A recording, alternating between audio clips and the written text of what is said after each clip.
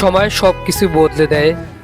একসময় যেখানে জমতো রাজকীয় আয়োজন, অতিথিদের কোলাহল আর উৎসবের আলো, আর সেখানে শুধু বাতাসের শব্দ আর নীরবতার রাজত্ব। মুন্সিগঞ্জের শেখরনগরে দাঁড়িয়ে আছে এক ইতিহাসের বিস্তৃত অধ্যায়, রায়বাহাদুর শ্রীনাথের রায়ের বাড়ি। এই বাড়ি শুধু ইট পাথরের স্থাপনাই নয়, এটি বাংলার ঐতিহ্য, সমাজসেবা এবং হারিয়ে যাওয়া এক গৌরবময় সময়ের জীবন্ত স্মৃতি।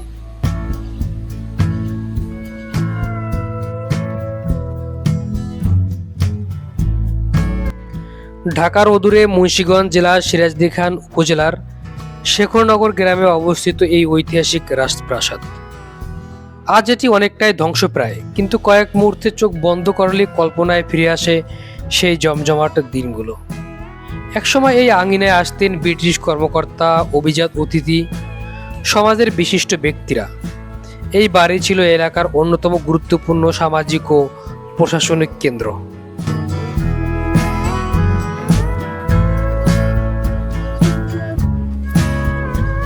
রায়বাহাদুর শ্রীনাথ রায় শুধু একজন জমিদারই ছিলেন না, তিনি ছিলেন একজন শিক্ষানুরাগী, সমাজসেবক এবং মানব কল্যাণ নিবেদিত ব্যক্তি।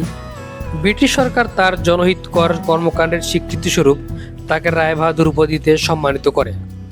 তিনি বিশ্বাস করতেন সমাজের উন্নতি সম্ভব শিক্ষা, চিকিৎসা এবং মানব সেবার মাধ্যমে। এ কারণে তিনি নানা দাতব্য কাজে অর্থ ব্যয় করেন এবং সাধারণ মানুষের পাশে দাঁড়ান।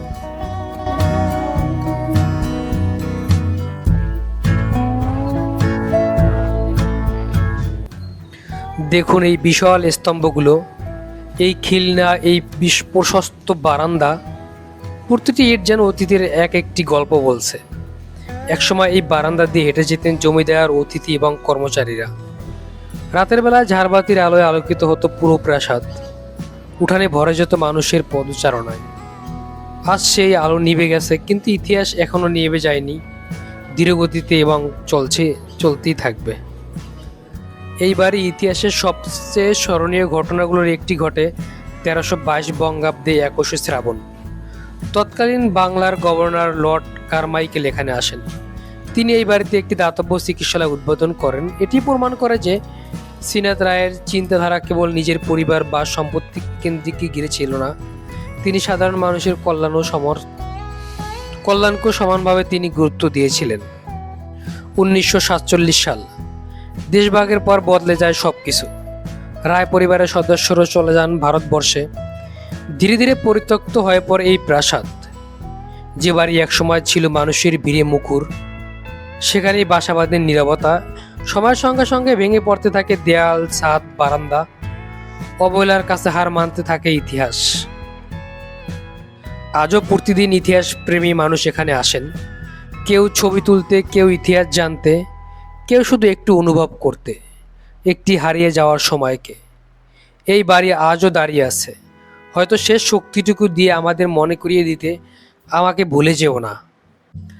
ইতিহাস কখনো শুধুমাত্র বইয়ের পাতায় লেখা থাকে না, ইতিহাস বেঁচে থাকে এই সব স্থাপনার মাঝে। রায়বাহাদুর শ্রীনাথ রায়ের বাড়ি আমাদের মনে করিয়ে দেয়, ঐতিহ্যকে সংরক্ষণ করা মানে নিজের শিকড়কে সংরক্ষণ করা। আর যদি আমরা এই স্থাপনাগুলোকে সংরক্ষণ না করি, তাহলে আগামী প্রজন্ম শুধু গল্প শুনবে, কিন্তু ইতিহাসকে নিজের চোখে দেখতে পারবে না। আপনারা যদি নিত্য নতুন ইতিহাস ও জমিদার বাড়ি সম্পর্কে নতুন নতুন ইতিহাস জানতে চান বা গল্প জানতে চান, তাহলে আমাদের সঙ্গেই থাকুন, সাবস্ক্রাইব করে আমাদের সঙ্গেই থাকুন। ধন্যবাদ।